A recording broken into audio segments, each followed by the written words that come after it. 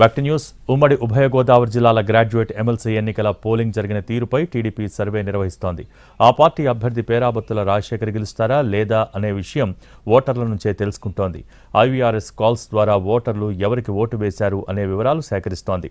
ఉమ్మడి ఉభయ గోదావరి జిల్లాల గ్రాడ్యుయేట్ ఎమ్మెల్సీ ఎన్నికల్లో పోటీ తీవ్రంగా ఉంది.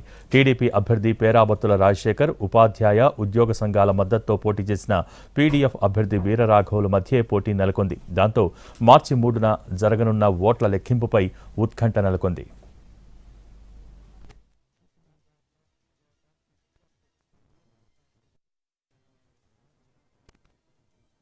జరిగిన ఉభయ గోదావరి జిల్లాల గ్రాడ్యుయేట్ ఎమ్మెల్సీ ఎన్నికల్లో మీరు కూటమి అభ్యర్థి పేరాబత్తుల రాజశేఖరం గారికి ఓటు వేస్తే 1 నొక్కండి, బిడ్ల వీరరాఘవులు గారికి ఓటు వేస్తే 2 నొక్కండి, జీవి సుందరం గారికి ఓటు వేస్తే 3 నొక్కండి, ఇతరులకు ఓటు వేస్తే 4 నొక్కండి.